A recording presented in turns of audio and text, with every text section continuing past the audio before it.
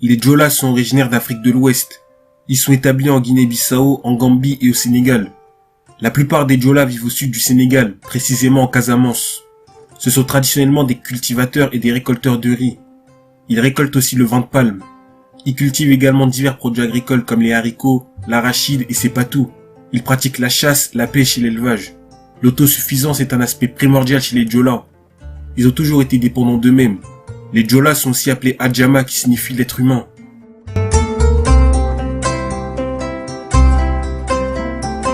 Ils vivaient beaucoup plus à l'est à l'époque de l'Empire mandingue.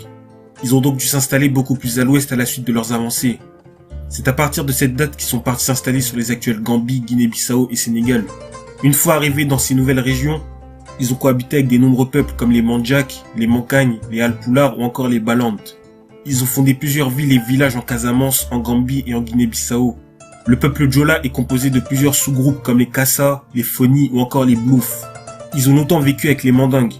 Par exemple, les chefs d'état malinké du royaume de Kabou avaient souvent des origines Djola par leur mère. Ils ont adopté plusieurs rites propres au peuple malinké. Les Djolas sont aussi connus pour être des redoutables guerriers, et comme les Bambara, c'est un peuple insoumis. Ils peuvent se vanter de n'avoir jamais été colonisés, soumis ou asservis par un autre peuple. Ils sont aussi tristement connus pour le conflit en Casamance, dont je vous parlerai dans des prochaines vidéos.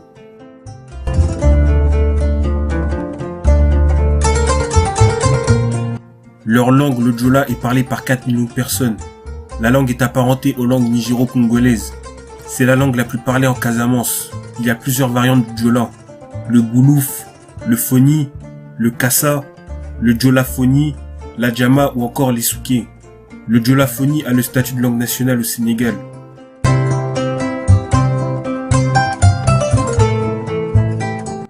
La société Djola est différente de la plupart de celles des différents peuples de la région.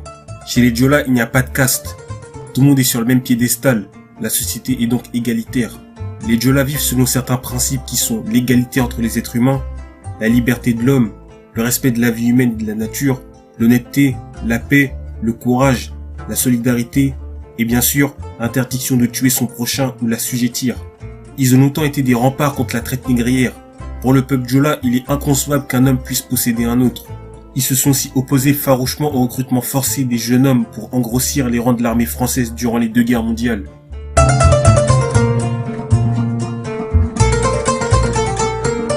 Ils ont leur propre sport. La lutte traditionnelle Djola, aussi appelée lutte sénégalaise. C'est un sport très populaire en Gambie et au Sénégal. C'est un sport qui intègre quelques coups de la boxe. Le lutteur peut à la fois donner des coups et recourir au corps à corps pour terrasser son adversaire. Le sport est aussi appelé lutte avec frappe. La lutte sénégalaise a un très grand impact médiatique dans le pays. Le prix d'une place pour regarder un match est très élevé. Les cachets de lutteurs peuvent s'élever jusqu'à des trentaines de millions de CFA.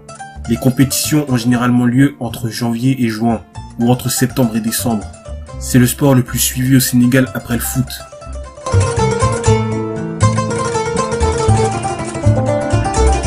Comme dans toutes les religions africaines, les Djola croient en l'existence d'un seul et unique créateur. Ils appellent Dieu Atémit. C'est une puissance invisible à l'origine de toute chose. Les ancêtres servent d'intermédiaire entre Dieu et l'homme, entre le monde visible et le monde invisible. Atémit est trop grand, trop élevé et trop divin pour qu'on lui adresse directement des prières. Chaque élément sur Terre est imprégné de l'émergence d'Atémit. Toute chose sur Terre est considérée comme sacrée. C'est pour cette raison que le Djola traditionnel respecte la nature, les animaux et l'humain. Le Djola évite même de verser de l'eau par terre de peur de tuer une fourmi. Les cérémonies religieuses sont légion. Elles sont souvent accompagnées de prières, d'offrandes et d'hommages aux ancêtres. Il y a aussi des cérémonies d'initiation composées de plusieurs étapes et qui ont pour but de faire découvrir aux hommes et aux femmes les différentes étapes de la vie. Les femmes et les hommes sont initiés séparément. Ils ont chacun leur propre lieu d'initiation. Les grands initiés peuvent devenir prêtres ou prêtresses. Aujourd'hui, la plupart des Djolas sont chrétiens ou musulmans. La religion ancestrale est de moins en moins pratiquée, mais elle survit sous forme de syncrétisme avec l'islam et le christianisme.